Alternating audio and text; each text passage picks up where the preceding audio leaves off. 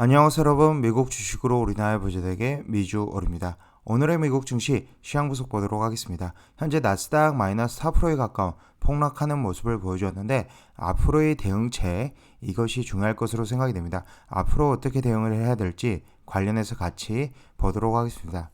먼저 저는 이제 프리장에서 지금 현재 어제 장전 프리장에서 SQQQ ETF와 UVXY ETF를 매수를 하면서 해지를 했다. 증시 하락에 대비를 했다라고 봐주시면 되고요.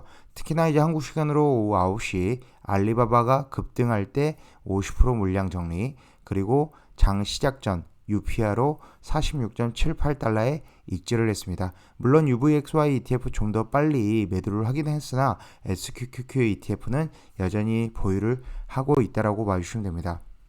전반적으로 이제 파월 발언 이후 증시는 큰 폭의 하락 흐름이 있었으며 장중에 반등을 크게 하지 못하고 계속적으로 하락하는 모습을 보여주었습니다. 먼저 시황으로 보면 다우는 3% 빠진 32,283포인트, 나스닥은 3.94% 빠진 12,141포인트, S&P 500은 3.37% 빠진 4,057포인트까지 내려오며 4,000선을 위협을 하고 있다라고 봐주시면 됩니다. 현재 파월의 메시지를 몇 개 보면 첫 번째로는 이제 빠른 전환은 금리를 지금 현재 인상하다가 금리를 다시 내린다는 빠른 전환은 없다라는 것을 이제 명확히 했으며 좀 매파적인 발언들을 계속적으로 이어가더라고 봐주시면 되고요. 두 번째로는 이제 금리 더 높여 상당 기간 유지를 하겠다. 인플레이션을 2%까지 낮추는 일이 끝날 때까지는 금리를 낮추지 않겠다라는 발언을 유사하게 하였습니다.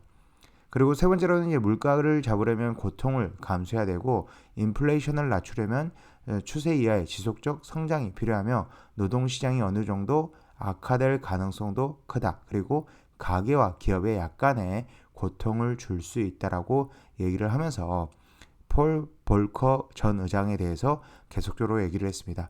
결국은 이제 좀 매파적인 발언들이 이어져 나갔다라고 봐주시면 되고요. 상당히 이제 연설 기간도 8분대로 굉장히 짧고 간결하게 끝낸 연설이었습니다. 이런 영향으로 이제 파월 발언 이후 나스닥은 계속적으로 하락, S&P 500, 다우도 마찬가지로 계속적으로 하락하는 모습을 보여줬으며 장중 반등은 없었다라고 봐주시면 됩니다. 그럼 현재 앞으로 이제 우리가 어떤 이제 지점을 봐야 되는지 지금 보시면 9월 13일에 8월 CPI 발표가 있습니다. 이 CPI 발표에서 실제 예측치보다 인플레이션이 꺾이는 것을 보여줘야 된다라고 봐주시면 되고요. 특히나 이렇게 6월 CPI 7월 13일에 이제 높게 발표되었는데 7월 CPI 8월 10일에 발표된 7월 CPI에서 예측치보다 낮은 모습을 보여주면서 현재 인플레이션이 꺾이는 모습을 보여주면서 증시는 강하게 반등을 시작했습니다.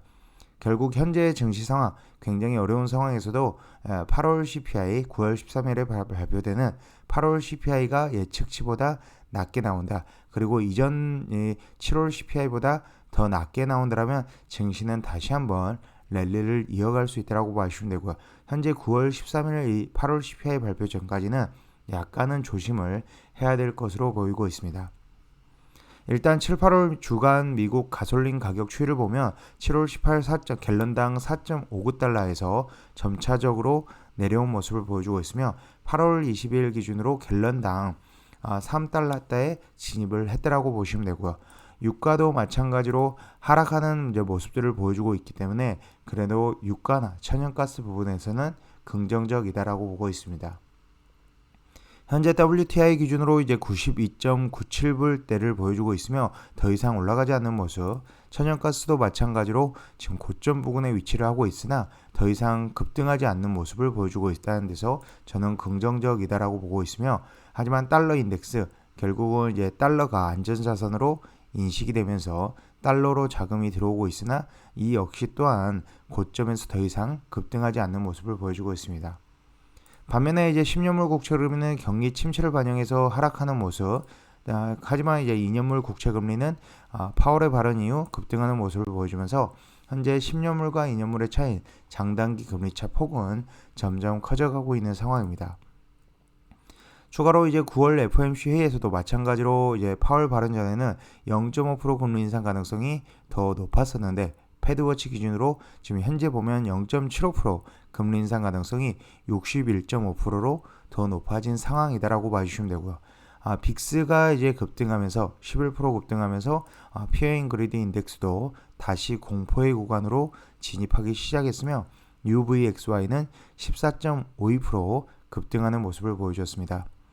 제가 앞서서 이제 설명드렸듯이 저는 이제 UVXY를 이제 9.21불에 매수를 했고 SQQQ ETF는 37.87달러에 매수를 했는데 어느 정도 해지는 필요하고 다음 주도 좀 어려운 장세가 될 수 있다. 하지만 이제 중요한 거는 이제 9월 13일 8월 CPI가 어떻게 나온지에 따라서 결정될 것으로 생각이 됩니다. 전체로 보면 이제 모든 섹터들이 하락이 나왔으며 특히나 이제 빅테크 기술주들이 좋지 못했고 반도체 섹터가 큰 폭으로 하락하는 모습을 보여줬습니다. 엔비디아는 9.23% 하락하면서 큰 폭의 하락, 마찬가지로 마이크론 테크놀로지 5.83%, AMD 6.17% 하락하면서 SOXX ETF가 급등하는 모습, 오히려 SOXL ETF는 마이너스 17% 떨어지는 모습을 보여주었다라고 봐주시면 되고요. 특히나 이제 금리가 2년물 국채 금리가 올라가면은 성장주 기술주에 악영향을 미친다라고 봐주시면 됩니다. 현재 QQQ 기준으로 보면 이제 볼린저 밴드 하단 부근에 위치하고 있으며 이 60일선을 잘 버텨주는 게 중요해 보인다라고 생각이 되고요.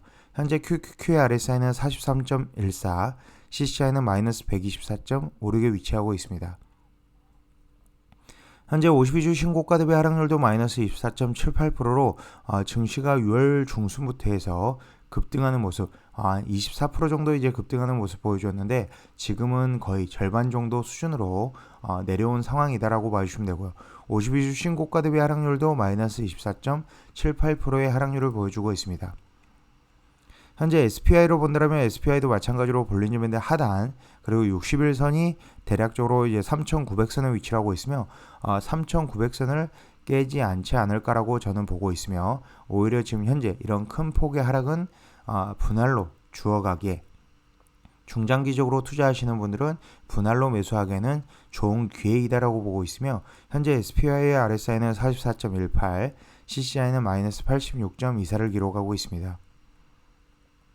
현재 52주 신고가 대비 하락률은 마이너스 15.56%의 하락률을 보여주고 있으며 DIA ETF도 마찬가지 SPY와 QQQ와 같은 상황이다라고 봐주시면 되고요.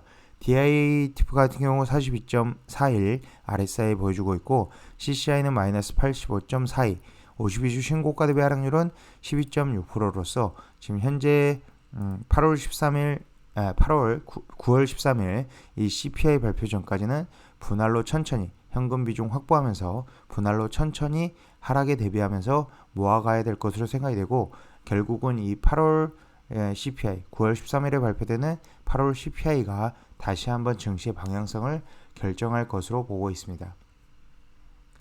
일단 증시는 굉장히 이제 파월의 반응을 매파적으로 받아들였고 일단 한동안 급하게 오른 것에 대해 핑계거리를 찾기 위해서 급하게 내렸다라고 봐주시면 되고요. 오히려 이제 현금 가지고 계신 분들은 이런 급하게 하락하는 와중에 분할로 주어갈 수 있는 찬스이다라고 생각이 되고 지금 중간중간 이렇게 인버스 투자를 꼭 하면서 해지를 어느 정도 하는 것도 타이밍상으로 봤을 때 중요해 보인다라고 보고 있습니다. 지금까지 비주얼 영상 시청해주셔서 감사드리고요. 앞으로도 비주얼 영상 많은 시청 부탁드리겠으며 제 영상이 마음에 드셨으면 많은 좋아요와 구독과 알람 설정 부탁드리겠습니다. 감사합니다. 비주얼이었습니다.